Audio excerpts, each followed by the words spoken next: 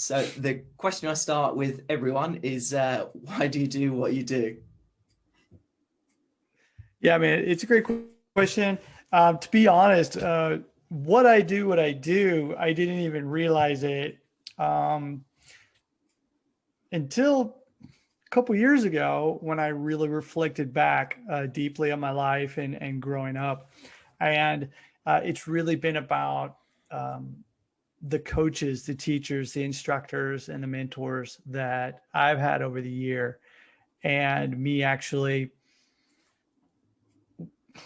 unconsciously knowing it, wanting to really be like them. And for example, starting with my gymnastics coach, Mark Folger, who I was with for many, many years. Growing up, gymnastics, I competed in gymnastics and, from a very young age until I was 18.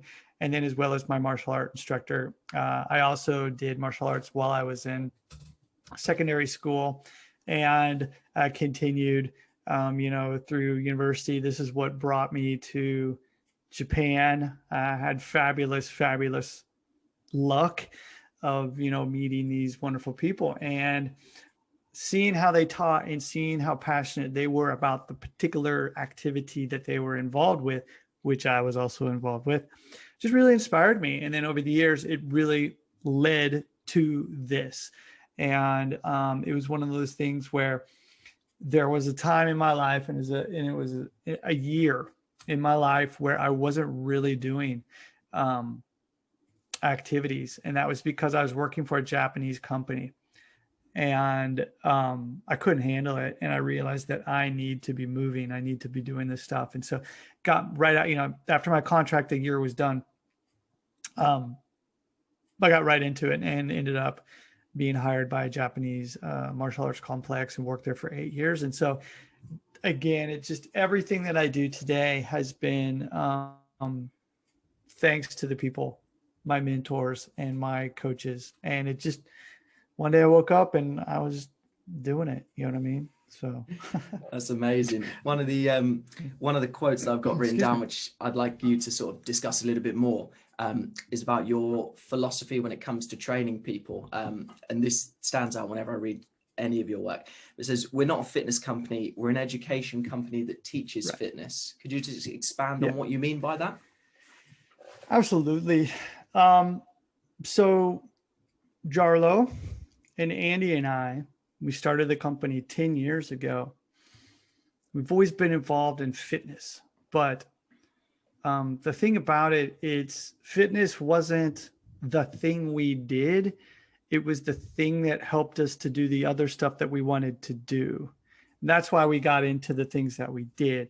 My gymnastics, of course, is a little bit different. I had that background in gymnastics, of course. And I mean, you could call that, I guess, fitness, but again, I needed to be fit for the routines, for the skills and the things I was doing in gymnastics, and the same with martial art. And so in, whatever martial art I was doing at that time, because I do multiple martial arts and have paired them throughout the years, there were certain things that I needed to be able to do in order to make sure that I could continue with those martial arts. And so in order for me to get better, it wasn't just a matter of me just doing a particular exercise. It was specific to the thing that I wanted to do. We had to research how to do it, learn from other people, as well as ending up from the very beginning, whether it be in our martial arts, whether it be Andy, for example, who was actually a school teacher here in Japan, Jarlo, physical therapist. We and myself in martial art and teaching and things like that, and yoga and the other things I taught, we have been teachers. And so again, it's not about us saying, let's do more fitness. In fact, we don't want people to do more fitness. We actually want we want to be able to help people and be educators in helping people to understand just how much they need, or actually how, less of what they're doing, right now that they probably actually need for their activities. And so that's really what it's about. Again, a person comes to us and they said, yeah, I love GMB and I just want to do GMB, and they only do GMB. And I'm like, okay, that's cool. But our thing is really it always comes back to why. What is your why? For some people like me, it could be my martial art, my hiking. I mean, that's kind of it for me, but the other thing is, with the kids. And so they're, one of my closest friends, he doesn't really do too many other activities outside of just wanting to be there for his family and being able to, play with his kids. And that's his why. And that is good enough. And that is beautiful. And so thing is we don't, there's no need for him to be doing tons and tons and tons of exercise. He just needs to figure out exactly what he needs in order to be able to continue to be a great dad, a father, friend. And that's what we're talking about when we're talking about education. That's what we want to be known for, not for me taking my shirt off and having 6-pack abs and huge biceps. No, how can I help you? How can Andy help you? How can Jarlo help you? How can GMB help you? And educating you so that you know what you need to do in order to live the life that you want through physical autonomy. Yeah. And I think that's what's refreshing about GMB Fitness's approach is I think there's a lot of what I would call almost fitness shaming in the industry. Yes, so absolutely. If you don't have washboard abs, if you don't train 5 times a week, if you can't squat double your body weight, whereas your approach is a bad person. Yes, exactly. You are going to hell. But what I like about your approach when I've seen you guys coach online, I've looked it through your online programs is I've said off the podcast, relaxed is probably the wrong word, but it's more a discovery based. How did this feel for you? Exactly. Exploration is a term that I love to use. Fun is something that gets thrown out there, but to be honest, fun, I think, is a difficult word to use. There are certain things that we do that really are not going to be fun. Okay. But they are going to help you for the activities that you want to do. And a great way of doing it is through exploration. And so, yeah, that's huge for us. And just play. Yes. Just almost fast forward into a question I was going to ask later, but you mentioned off air about your jungle gym and working with kids.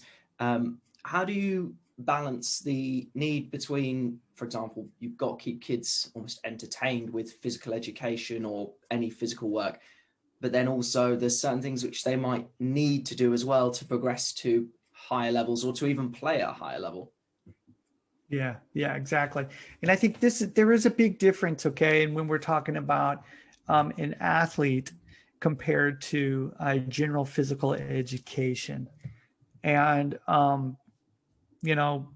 that's what I am. I'm a PE teacher. I am a physical education teacher, coach, if you will. And so some people are like, oh, PE, no, I'm just going to say what it is. That's what it is. I just teach physical education. And so I love that terminology, again, coming back to the educator side of things, because this is not just a matter of getting kids to do push-ups or climb a rope or something like that. It is educating these kids on why this should be a part of their life for the rest of their life. And so that's why I think that in physical education, rather than looking at it as a Spartan way of teaching, I think challenging them in a way that's going to be positive for that particular child. And so this is what's different, is that each child, just like each adult, has a different goal, and that's based upon their life. It's based upon their body. And of course, their attitude, to be perfectly honest. And so forcing a person to do something, especially a child, I don't think that that's good, because you're setting them up to actually not ever want to do that thing again because they had a negative experience somewhere. And this is what's difficult. I'm not saying that every child should be presented a participation ribbon. I'm not saying that. That's different. Okay. What I am saying is that different ways of educating children, I think, very necessary. And so it could be in the form of challenges. And this is something when I had my gym called Jungle Gym, where it was focused on teaching children, this is what we did. And I had a curriculum where we had certain levels. And so what I would do is make sure that a child that is coming to class for the very first time is not actually thrown into a class with kids who are very advanced with what we're doing. We want to gradually expose this particular child to the particular movements that we're doing in a way where it builds confidence in what they're doing and they don't have any stumbling blocks. It's very challenging. And this is what the thing is. Again, I think challenges are very important. And so I think, though, that slowly building up those challenges and making sure that you're not doing something just for the sake of thinking that they have to be doing something. And so this is where it's very difficult.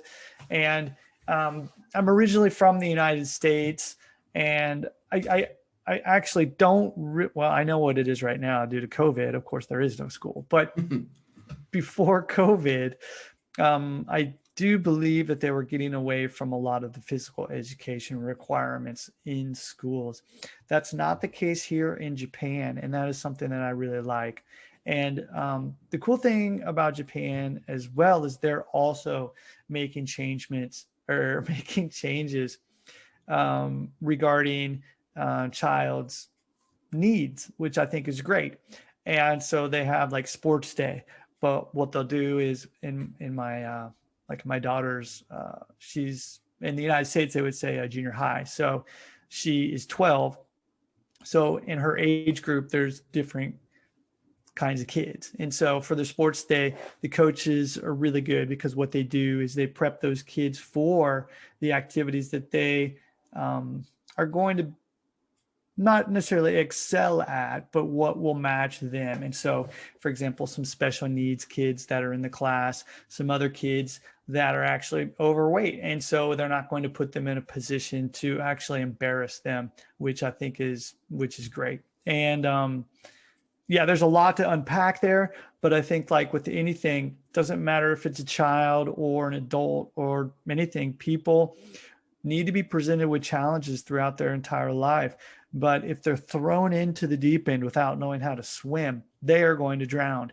And so I think everything needs to be presented in a way where they can assess. And then once you assess where they are, you address what needs they have. Once you have addressed those needs, then you're able to apply the necessary protocol to help that person to get wherever they need. And by the way, this is exactly what we do. We have what's called the AAA framework. I just said it. We assess, we address, and we apply. And that's how I would do it for, if I were to go back and have a gym that's teaching children, or if, let's say, I were to teach in a school system, that's how I would do it. And what I love there is obviously you've emphasized the education component, but you've also touched upon something that's been a recurring theme in previous podcasts I've had, in that sport at the current stage is maybe a little bit outdated for a lot of kids, in the sense of, as you said, you're throwing them in the deep end and they don't know how to swim.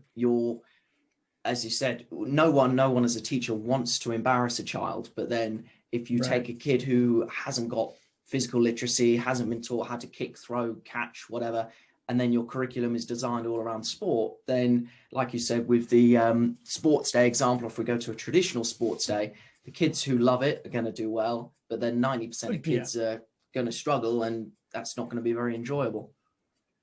Absolutely. And to go a little further into this, there are certain things that I would actually make sure that the child has under their belt before having them do anything else. And I'm not talking push-ups or things like that. I'm talking like basic movement patterns.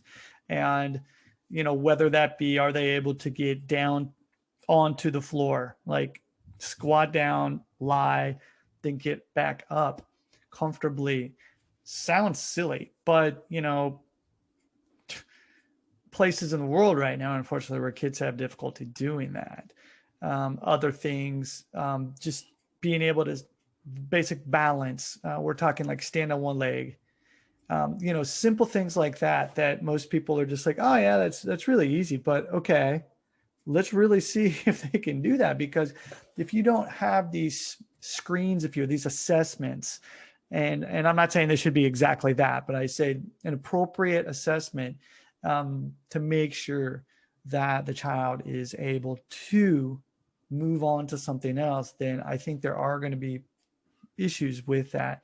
And I'm talking natural patterns, not just things that a person thinks, that they should be doing because they want them to play a sport. And I really honestly believe that sport, I mean, it's so different than just general physical education. And so I think that also needs to be taken into consideration. And I think that being introduced to sports and different kinds of sports within general education is okay. But again, having a process to make sure that that child is really being educated on good movement patterns, and also comes down to as well in the physical education side of it, I think that the mental aspect of it should also be included in there. Teaching kids, for example, good breathing patterns, how to calm themselves during particular moments when they're feeling stressed,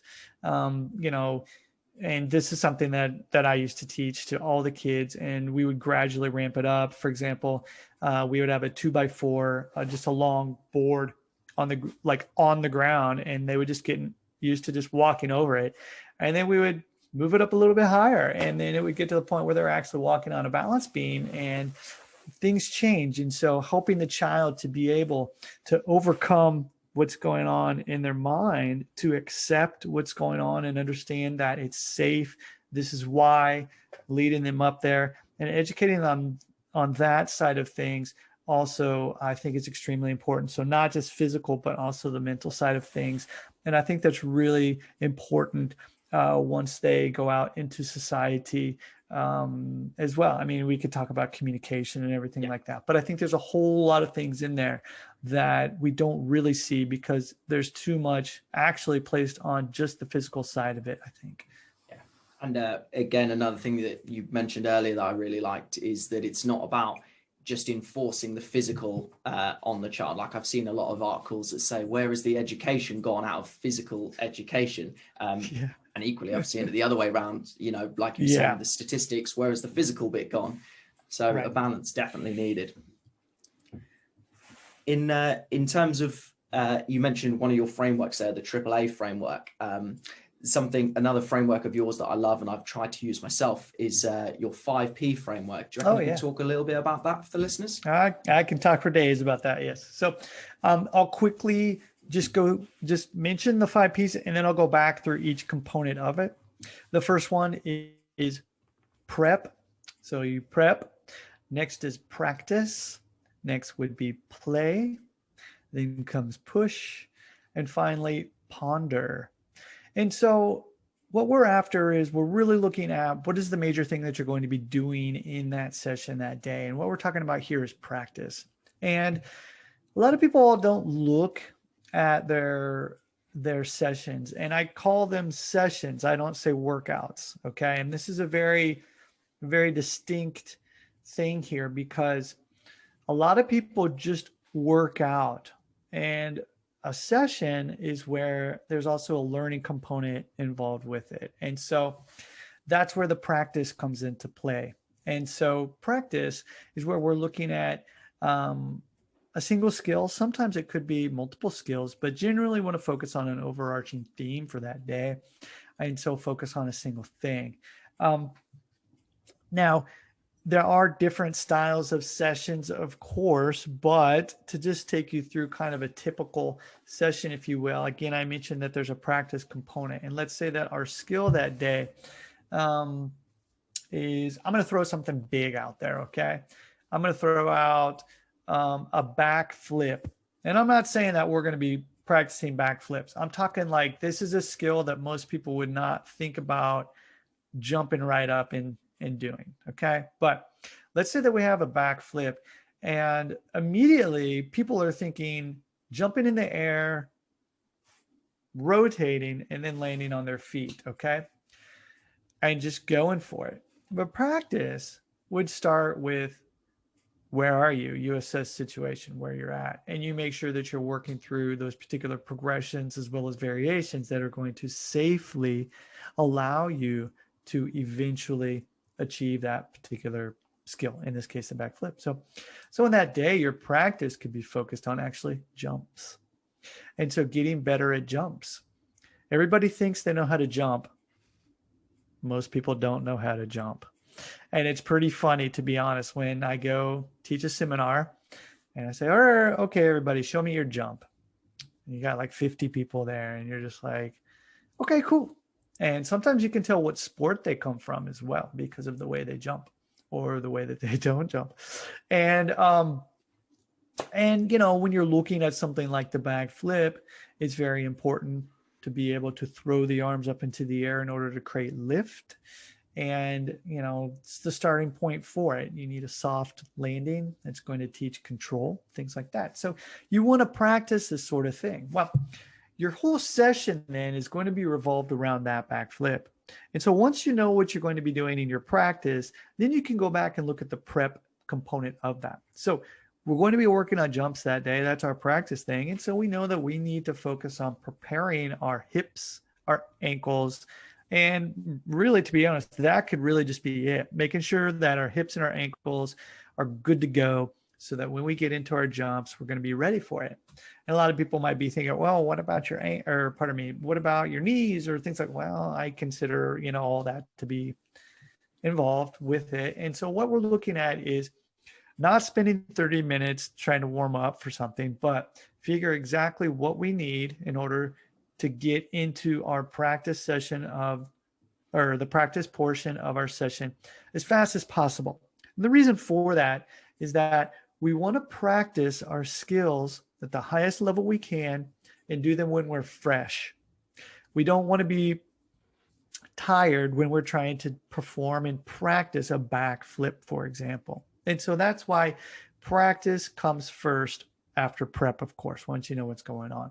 And I really want to say this again, prep, it's, you know, there are times where doing a full body warm up, I think is great. Mobility, flexibility, I think it's wonderful. But there are times though, where you just need to get and do your thing good enough so that you get into the practice portion of it. Spend some time. And what we do is we don't look at sets and reps. And this is something that's very different than a lot of places out there. What we're doing is we're looking at blocks of time. And so let's say that you've got, you know, 15 minutes to be able to practice jumps. This does not mean that you're going to just jump up and down for straight 15 minutes. Okay. What you'll want to do is you're practicing the movement. So one jump done as beautifully as possible. Then after that, stop. Think about, okay, how'd that go? Think about what you need to do in order to make it better for the next attempt. And then once you're ready to go, then you can do another one. And so the goal here is not to do as many as possible within the 15 minutes. It's to do as many beautiful jumps as possible during that time.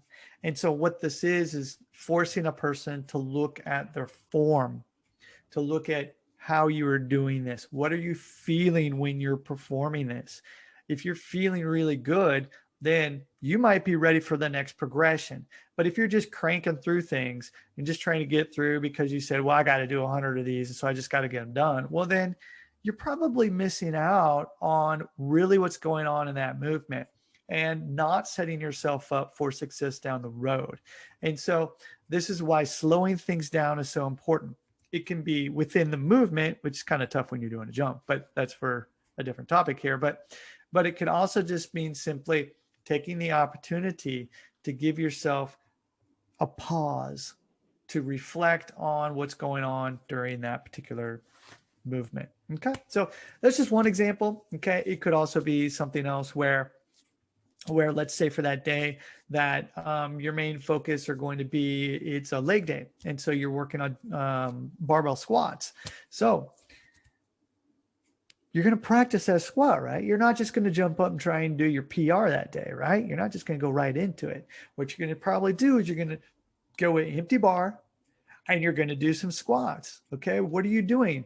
You're warming up. Okay. But what you're actually doing is practicing the movement, I hope.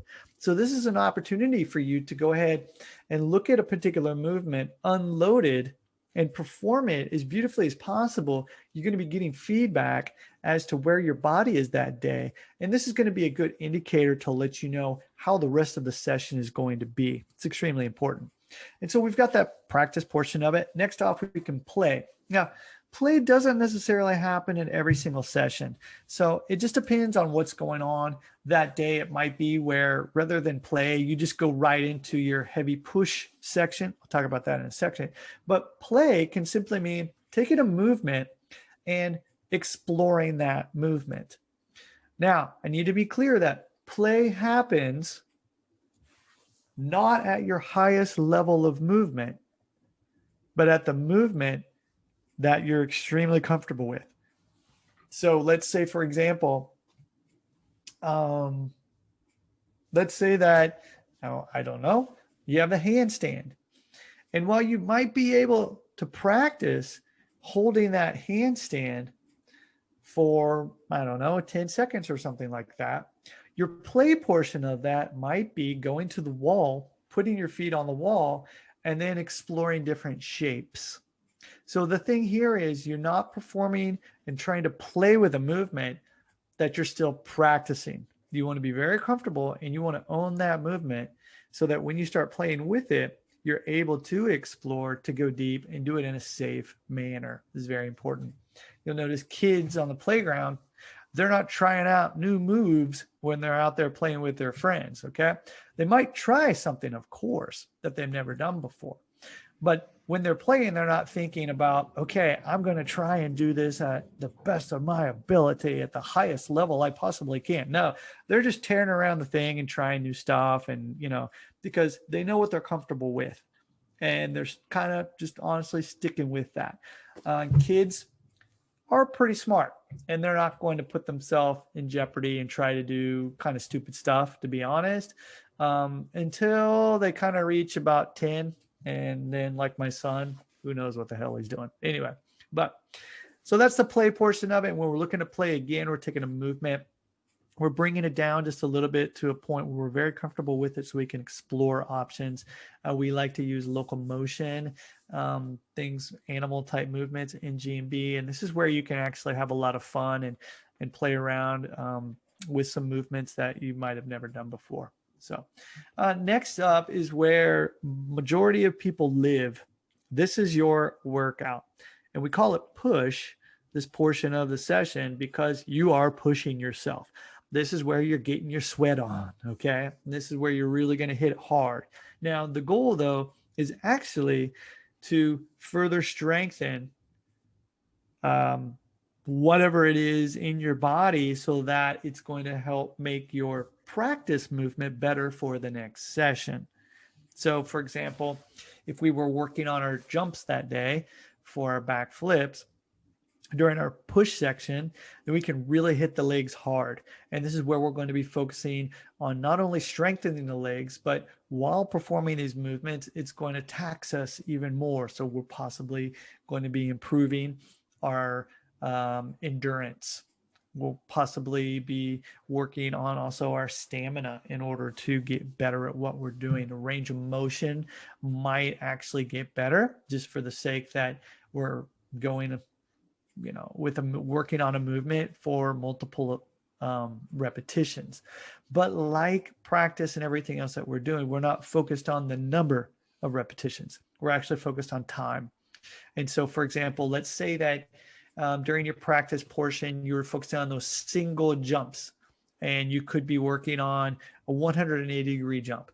Well, during the push section, it's actually similar to the play in that you're going to take the level of that movement down a little bit to a level that you're very, very comfortable with so that you can continue to perform that movement with quality, like high quality, over a period of time.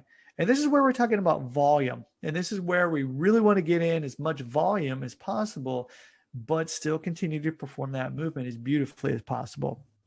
And so let's say, again, you had that 180 jump. Now you might only be looking at doing step back lunges. And so might seem different, but the thing is what we're doing now is in order to help us to strengthen those legs, also work on range of motion by working on these deep step back lunges, performing these as beautifully as possible. Let's say doing them for up, 45 seconds to a minute, short break, getting right back into it, maybe have a different movement in there. We could do something like, for example, the Frogger. If you're not familiar with the Frogger, squat down on the floor, put your hands in front of you and hop forward. This is obviously going to help to not only strengthen the legs, we're also working on increasing the range of motion within the hip flexors, the ankles, and also working on your strength endurance, which it's pretty killer if you do it 45 seconds straight like that. So, that's the push section. A lot of people, this is where they live and they think of a workout, it's, hit their bench, 3x12, and then right after shoulder press, same thing, 3x12, maybe they're going to go over and do some deadlifts that day too. They're going to do a 5x5 of those. And so this is typically where most people live. That's perfectly fine. We have a different reasoning for what we're doing here in GMB. We're looking at taking these movements, helping to improve your skill for whatever activity that you're after. So that's the push section. Finally, we have ponder. Ponder is very quick. What you're doing is you finished up. Oh, and by the way, within push, that's also where, for example, when you finish and you feel like you want to do some mobility work or some stretching can happen there. But I also want to say that within GMB, mobility and flexibility work can occur within any place of the session. It just because it's time to stretch doesn't mean that it has to go to the beginning, in the beginning or the end. Stretching mobility is there to help you for when you need it at any time. So finally, like I said, we have ponder. Ponder is where you're thinking about what went well in the session, what could you have done better, and then what are you going to focus on for the next session? So those are kind of the big three for that. And it could be very quick. And we're not talking like a huge breakdown of each movement. It could just be like, you know what? My jumps felt really, really good today. That was awesome. And you say, but I did have some trouble when I got to the step back lunges because I probably should have taken it down a level in order to keep the quality high. Okay, so for next session, when I do my jumps, because I feel really good with the jumps next time around, I'm going to move up another level and work on that for my practice session. Done. That's it. And so, again, each section is looking at a chunk of time rather than reps or things like that. The beauty of this is that you can make adjustments depending on what's going on in your life. It's not saying, okay, this is a 45-minute session or an hour session or something like that. It is, okay, how much time do you have? If you've only got 15 minutes, then you shrink those numbers down, those blocks of time down. You might not get in, the kind of session that you want that day. But the thing is you're stepping on the mat. You're doing the work. And just by stepping on the mat and doing a little bit and slowly working on that, you're going to be getting better, working towards your goals. And this is what we call auto-regulation. That was absolutely fantastic. You rattled through probably the next a lot of stuff in there, yeah. Probably the next 10 questions I had, but no, that was brilliant. What I liked, a couple of things that I liked is, I think one of my, not issues, but a difficulty I have when people come to me for programming is they think that their body is like a machine. It's like, here's 4 weeks, let me download that program, and in 4 weeks, that's going to spit these numbers out, rather than, for example, yes, I can write you how heavy does it want to be, but actually I care, how does it feel? How are you responding to that? Are you aware of what you're doing during the movement? One question I did have is with your 5P framework, when it comes to coaching kids, to what extent do you adjust that? So I'll give you an example. With some classes I teach, that might be totally appropriate in the sense of they're thinkers, they would like to have those discussions, you'll get great feedback. With other classes, they are going to want to be whizzing around the room and asking them to stop for a minute and think about it. It might not be, or I might not do as much of it. So what's your thoughts on applying that framework to kids? Yeah, it's actually very similar to what I said in the beginning, and that is you slowly build things up. And so anytime that I teach anything pretty much to anybody, it's by doing. I want the person to be doing. And I firmly believe that the more that we can practice and do and simply be aware, the more educated we're going to be about our own body. And so the purpose for me as a coach and as an educator is not to shove more information down a person's throat. It's to get that person to start thinking about what they need. And again, I think one of the best ways is to simply have them do. And so with kids, we didn't talk theory or anything. Like, I never did that. It was the way that I would actually, though, coach them, if you will. And I think there's a big difference between teaching and coaching. And a teacher loves to talk, blah, blah, blah, blah, blah, here and this. And look how many big words I know, and here and this, okay? I'm not saying everybody, but if you look at a coach and a good coach, they're probably not going to say too much because they're letting you do the thing, and they're only going to give you that one little nugget that's going to really make the difference. And this is something that I'm always trying to get better at. And, you know, talking is great, and I talk a lot, but when I actually coach, I'm always thinking about that. What is just that one word I can give a person, that cue that's going to help with whatever it is they're after? This is also within we have what's called the apprenticeship. Is basically, it's a 4-month program where if a person wants to become a trainer in GMB, they go through this. And the apprenticeship comes from the fact that we believe that it should be beyond just a weekend certification. There's a lot in there. And so we have it divided into 4 sections, modules, where the first one is you assess where you're at. This is all about you. The second one is where you address. And this is where you're learning the method and the concepts and looking at yourself and saying, okay, this is some of the things, you know, I need, okay? Module 3 then is application. Okay, here's how you can start applying this to yourself. And again, it's all self. It's all me, until you get to module 4. And that's finally when you go, all right, here's how we start teaching this stuff. And so what I'm getting at with that, though, is that it is a process like that as well, I believe, where if you start cramming things down a person's throat, as I used the same vernacular earlier, there can be so much information that a person can get lost in what they want to need or they need to do. Language is the same way. If you're learning a new language, there's so much to learn. And if that teacher is trying to, you know, this is the present, you know, this is the past, you know, this is all the different tenses. And then, oh, by the way, we've got this, and you have to conjugate this verb. And then, oh no, your pronunciation is off. Okay. You'll just be like, I'm done. I'll never get this. But what if you were able just to give them one thing and say, hey, let's explore this. Let's really try and just see how you do, and you know, roll with it. And so this is where, as a coach, and I mentioned the apprenticeship, where we have our locomotion movements, the bear, monkey, the frogger, and the crab. And my trainers, by the time they graduate, they know a lot of stuff. They know a lot of stuff. But whenever they teach the bear, there's only one thing they say: butt up. Butt up. That's it. The reason why is that when a person is doing something, especially when they're inverted, their attention is not going to be outward. It is inward, because they're so focused on just looking down at the ground and not really knowing what's around them. They're closed off.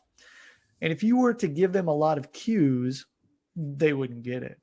So what is the one thing that you can do to help a person in order to help the majority of the issues that you're going to see when a person is performing the bear? Butt up, okay? Or depending where you bum up, okay?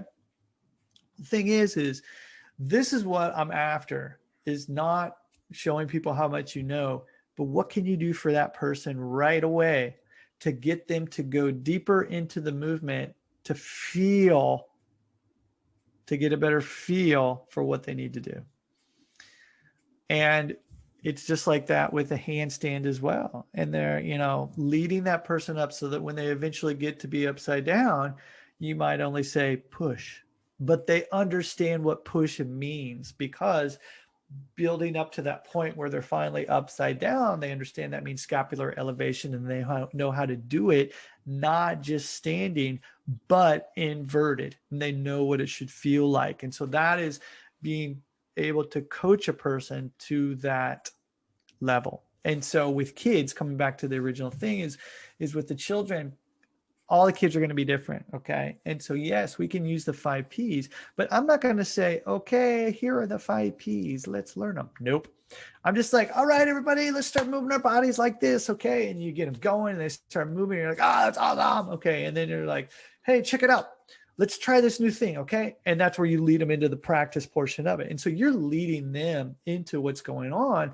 And when they start practicing things, then what you do is, hey, that's when you introduce the words, the vernacular way. Okay, let's practice this for a little bit. They're like, okay, cool. And you're like, oh, wow, that was pretty beautiful. Hey, you think that you could open your hands a little wider? Cool, great. You move on. Okay.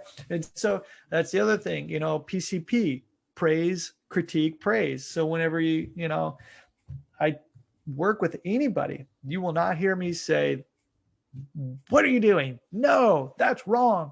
I never say that. Okay. If a person is being very dangerous or doing something that might harm another person, then you better believe that I'm going to make sure that they stop doing that. But if a person is doing something incorrectly, which I hate that term, because what really does that mean? But like, I'll say, hey, okay, cool. Yeah, that's great. But let's try it this way and see if this is going to make it a little bit better. Can you try that for me real quick? And they do it, like, yes, that's really cool. Keep going. And then I move on to the next person. That's just an example, and sometimes it's just a matter of, like I said earlier, I'll be at a seminar and you've got like all these people in there doing bear. And I'll just walk up next to a person. I'm like, wow, that's great. And just move on. That's all they need to hear. They don't need me to go, all right, so now we're going to focus on scapular elevation, making sure that you're splaying the fingers and the fingers facing forward with, I'm just like, oh my God, shut up and just let me do the thing. I don't want the person to stop, because it's like anything. If they have this momentum, and I'm not talking physically, but mentally, this forward momentum going, and you get in the way of that, then they have to start again. And so if you see a person is doing something, if you see a child and they're doing fine, stay out of their way, let them do it, and then start to guide them to the next thing. And they say, all right, everybody, it's time for a little bit of play. Okay, I know that you just were working on your cartwheels. Now this time, let's see how slow you can do your cartwheel. And they're like, ooh, okay, that's a challenge, but in their mind, it's play. Okay. And then the push portion of that, in order to help them, for explosiveness with the legs or whatever like that, you could work on having them play leapfrog, where they leapfrog over each other, and you do a train there where the kids are actually able to do that. Okay. And do it in a safe manner. What you're doing is helping them with their balance, because they're jumping over. The child on the bottom has to brace themselves. The child on the top actually has to jump. They have to land softly when they're going. So there's a lot of different things, and you just do that. They think you're just playing the entire hour, but what you're doing is you're actually taking them through the 5 Ps, and you finish off by going, all right, what'd you guys think about that? Was it fun? What did you not like about it? And they're like, well, I didn't like it because I was wearing a dress today. And I was like, whatever, kids, they're going to be saying all this different stuff. But the thing is that's ponder to them, and you're getting them to start reflecting on how things are happening. And really, I'm not saying that we should be using the 5 Ps everywhere and for everything, but there are other components of your life where you might be able to apply these there. Okay. I don't know, but for us though, really it's looking at within GMB, this is a good way for us to get people to start feeling. That's what we're really after. And really saying, is this movement good for me? That's the most important thing to me, to be honest. It doesn't matter if this guy or female lady, whatever, is can do this trick and is doing that trick. It doesn't matter. The only thing that matters is yourself in saying, okay, is this thing important to me? If not, don't do it. That's it. And there's no judgment or anything. And in GMB, that's how it is. And so we have our community, the Alpha Posse, and no judgment, no nothing, zero, you know. And I hope this should be pretty clear from the top down. Andy and Jarlo and I are very different individuals, very, okay.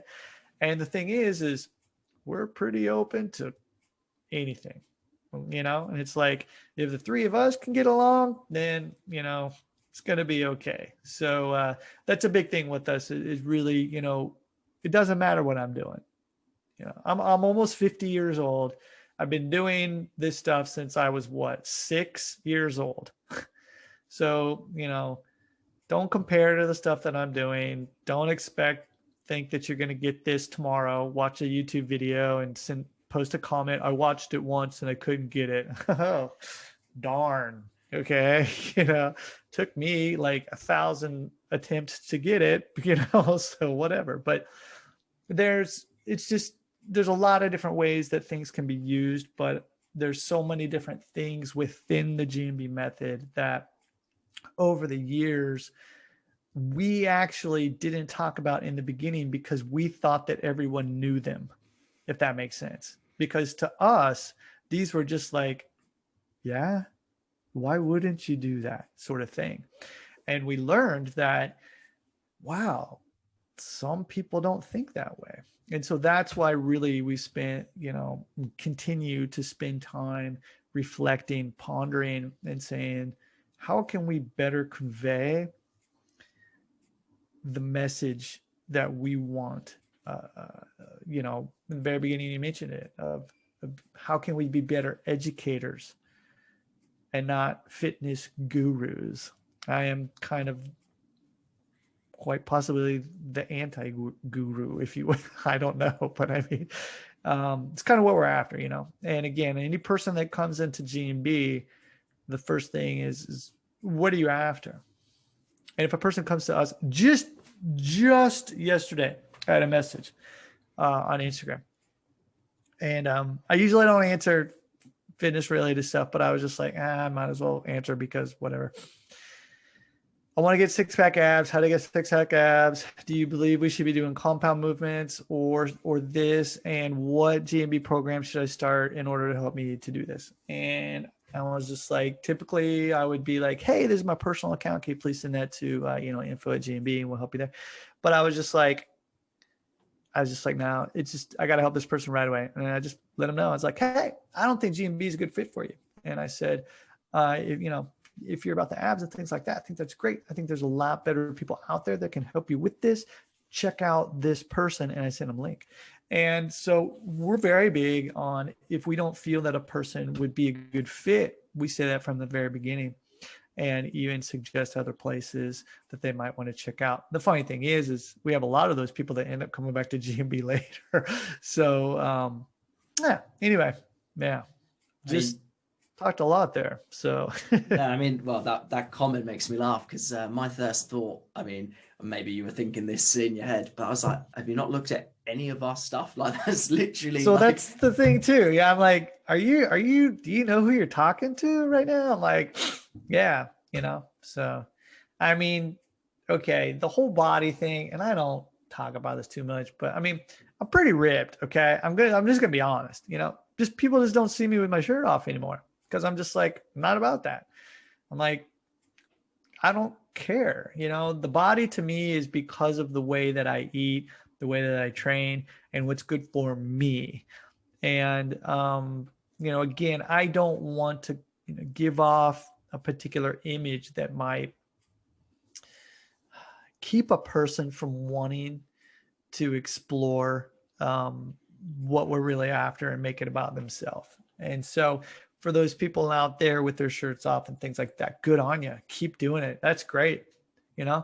I'll take my shirt off when I'm at the beach or the pool or something like that. But I work out with a shirt on, and what you see is what you get. I'm going to keep my shirt on, and I got chest hair and proud of it. So that's about it. So Happy days, happy days. But then, like you said, it's so easy for, in the sort of fitness sphere, whatever you want to call it, it would be so easy for you to say, oh, just do this program that we do, or, sure, yes, we sure. can, because, if you wanted to, I'm sure you could say, right, you're going to need to eat these kind of things. You need to do these kind of exercises. Absolutely. But that's just completely contradictory to your brand ethos and your why.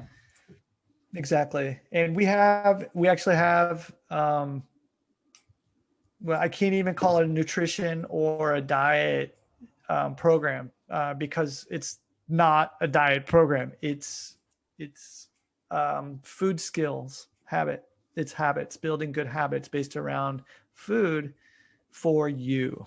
And it's our eating skills program. And so, it's basically GMB for food.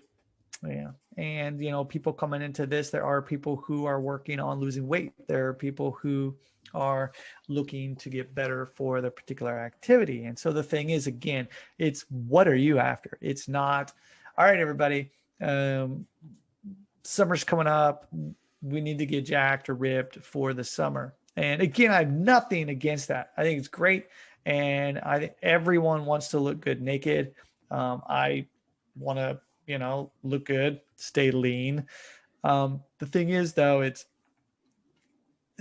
work towards having a healthy relationship with food, I think is a good way to say that. And that goes for movement and exercise as well. Yeah. And I mean, that in itself could be a podcast in terms of people's relationships with exercise, or what do you use exercise for? Because I think a lot of the fitness industry, exercise is a punishment, or, as I've heard you talk on other podcasts, whereas again, food is this similar. I'd be quite intrigued to see what your food skills are like, knowing how much I've read and seen of your exercise side of things. That would be intriguing. Well, here's the thing. I am not the person who is in charge of the eating stuff at all. What we did is we brought an outside professional in, Josh Hillis. He's a great friend of ours. He created this fabulous program, and it's GMB eating skills. And so, similarly, I mean, I'm pretty happy with the way I eat. But I actually have a nutrition coach myself, and so I'm not going to just try and teach something to a person that I am not the best at. Oh, let me rephrase it. I'm not saying that I am the best at everything that I'm doing.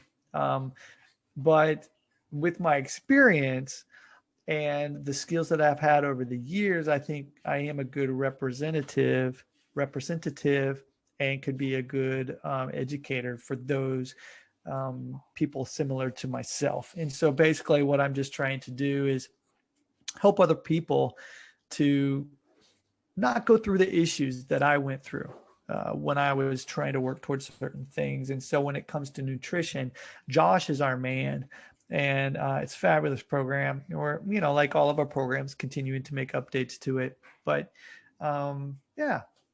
nutrition, it's deep. I've done a lot of different diets. And that's the other thing with me is I never want to give my opinion on anything without having done it. And so if we're talking about whether it be intermittent fasting, whether the warrior diet, if we're talking about, the bodybuilder style of diet or anything like that, I'm not going to throw my 2 cents in there until I've gone through it. But more importantly, I don't think that it's really relevant for me to be talking about that sort of thing because that's not my wheelhouse. So again, that's why Josh is there. Yeah. And the final couple of questions before wrapping up. The last one I've got is just kind of a personal one, because delivering online PE but not being able to visually see kids is just relating to what are some of the things you would potentially recommend when creating online content when you can't see the person who's going to perform the movement, or you don't know the exact range of skills they're going to be at, if that question makes any sort of sense. It does. This is something, yes, and I think it's a very relevant and important question right now for the state of the world right now. I don't have the best answer, and I apologize for that. thing is, this is though something that we talk a lot about with our trainers, because we've actually had to make modifications or updates to the apprenticeship based on the fact that everyone's teaching online right now. And so I do have a lot of experience teaching online in terms of like what we're doing right now. But when it comes to actually looking at people and, you know, getting them to do things when it's online, again, I think it really just comes down to everything. And that is, the space might change, but the principles are the same in terms of how you teach a person, and not, especially now that we're, you know, having to use this mode of communication where the internet could be spotty. You know, long drawn out explanations are not going to be good, especially for kids when it comes to these sort of things. And so keeping things, I don't want to say simple, but easy for them to do more of. And so this is another thing that we've actually, with my trainers, we talk a lot about is, while you might have been able to perform 10 exercises during this class in person, you might actually need to cut that in half. And rather than trying to cram a bunch of stuff in there, focus on doing fewer things, but more volume, giving them the opportunity to play more and to explore more with things that they're very familiar with. And so if you just try and give them a bunch of stuff, then they're not going to have that opportunity to feel that they actually own that thing. And so, you know, maybe it's just focusing on a single theme that day and say, hey guys, so this is what we're going to be doing today. And so check it out. We're only really going to be doing 3 moves. Okay. But I'm going to ask you to explore these. And this gives them the opportunity to then start to take ownership of what they're doing. And this is where it changes from you teaching them to them being like, oh, sweet, I'm going to be able to decide, well, you know, how I'm going to do this. And that creates that interest. And when you can stick with that, you know, the movement a little bit, make sure it's not boring, of course, because, you know, kids, they're going to get bored of stuff, but, you know, just a couple things and come back to it and say, all right, so you guys did really well with that. So this is what I'd like for you to try this time. All right. If you think you're ready, just go ahead and give it a try. And there are going to be kids who are just like, yeah, I'm good to go. And there are other kids who are like, I think I want to work on this some more. And so again, this is where you give them the opportunity to take ownership of this and decide how are they really going to move forward with this.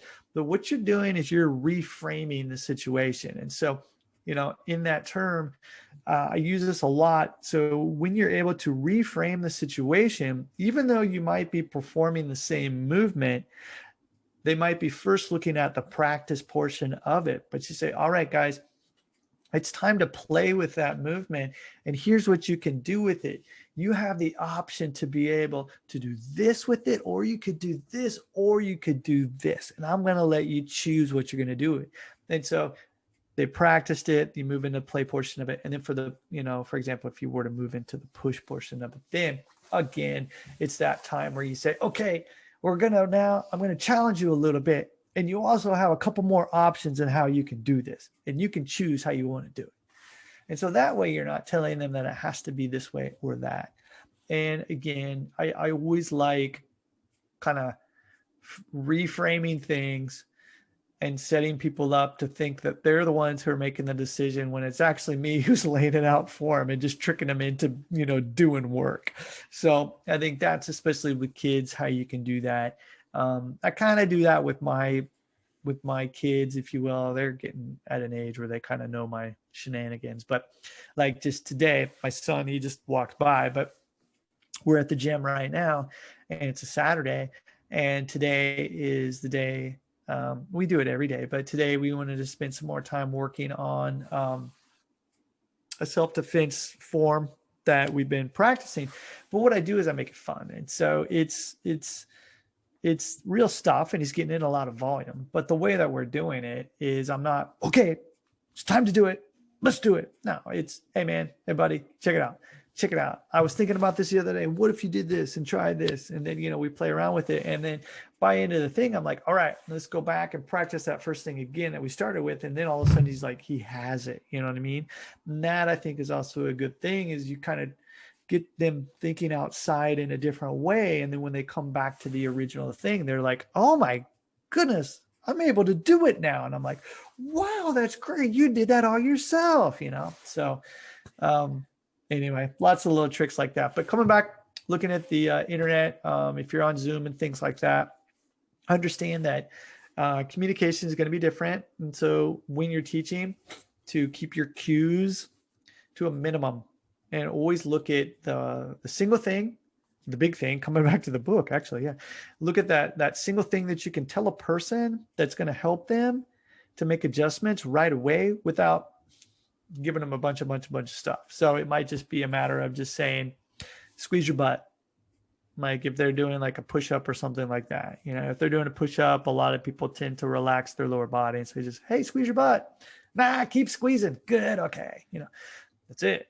And then they're like, oh my goodness, it just got really difficult. I'm like, yeah. Okay. So, or just keep your elbows in, something like that. Just really simple that immediately they can actually do, rather than say, hey, relax. Okay. That says nothing. That tells them nothing. Okay. You need to tell them something physically to do that's going to give them immediate feedback and things that they can relate to because they've done it. And so that's the first thing. Then the other thing is possibly cutting down the number of things that you teach. And then what I think is one of the most important things is making sure that before you're working with these people, before these people or kids come to your session, that you've helped them to create a good environment for them to move around in. And so let's say if you were teaching in person, if you're teaching at the school, you would make sure that the gym floor was clean and that there's nothing dangerous around if they're going to be doing their cartwheels. Okay. And you make sure that there's not a bunch of loud music blaring in the background. Okay. Likewise, make sure that same thing is happening when you're teaching online on Zoom. Make sure that before the class that you're teaching, you reach out to these people and you say, hey, in order to have a great class today and make this fun, let's make sure that you have this much room available. Let's make sure that you're able to do this in a quiet environment. You don't have the TV on or, your phone on or anything like that. Depends on who you're teaching. And then, again, you reframe it in the way that is necessary for the appropriate media that you're using or medium that you're using in order to teach. And so that's how you can actually look at anything and see that it's all the same. It's just a matter of how you reframe it according to how you're teaching. Yeah. And just reflecting on my own sessions, you've kind of covered the things that I've been thinking about, which is I've asked kids to submit their own feedback just to try and verify that they're doing it, because the videos have already been filmed. And I've said, how can you make the movement? How can you make the movement easier, harder, more fun for you? And sometimes they'll just put, I don't know. And that makes me realize I need to provide a framework, as you were saying, like maybe try it slowly, maybe we change direction or other things. Yeah. I also open-ended questions, especially for children, depending on where they're at in their journey, I try to stay away from them. And so, in the beginning, it'll be like A, B, or C. And because what I'm actually kind of doing is leading them in the sense that I'm helping them to build what they actually should be feeling as they move through. And so what I mean with this is not telling them exactly the answer, but like 3 different options that could be a possibility. And then what you'll find is if, that child is really thinking deeply, then they'll say, well, actually, it wasn't those 3. It was this. That's where things get really interesting, because then that's where they start really thinking and going deeply. But what I'm talking about is like, in the very beginning, if a child is like, I don't know, it's multiple reasons. Okay. For one is they really might not know, or they just don't care. Okay. Which is fine. Okay. But the thing is that I don't know doesn't give you any feedback. And so by having, a multiple choice can sometimes be better. And then as they get more involved and more educated in terms of what's going on, then you can start asking for deeper feedback, if that makes sense. That's just maybe something to think about. No, that's brilliant. And the final question that I ask all guests is, if you could observe one coach working with, so this could be a coach with their athletes, could be a teacher with their kids, who would you like to observe and why? This is so difficult. You could name several if that's easier. I'm going to say one simply because he had such a big impact on education, martial art, and community. And that's Kano Jiguro. And he was the founder of judo. And, judo is my background. I competed for many, many years in judo here in Japan. And I'm not just saying it because of judo, but saying it because of the education side of things and how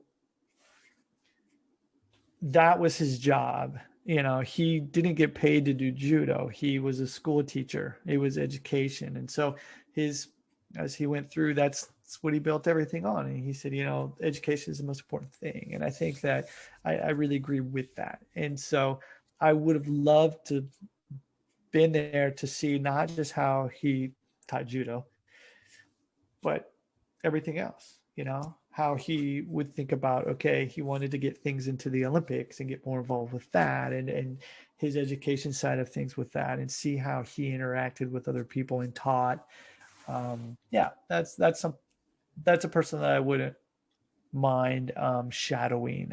And that's nicely brought us full circle from you saying that fitness is just the sort of mode of transport that allows you to, I suppose, distribute your why. And now we are, like you said, judo wasn't necessarily his why, but it allowed him to distribute, if that's even the right word. Yeah. And, very cool. Thank you so much for having me. Yeah. My pleasure. I've absolutely loved this. And finally, where can people, I'll put all the links in the show notes, but where can people learn more about yourself or GMB after this podcast? Yep. Very easy. Not to be confused with Good Morning Britain, but GMB Fitness, if you type that in there, it doesn't matter what social media platform you're on, whether it be Google, YouTube, Twitter, Instagram, Facebook, GMB Fitness, you can find us there. Awesome. Thank you very much for your time, Ryan. Thank you.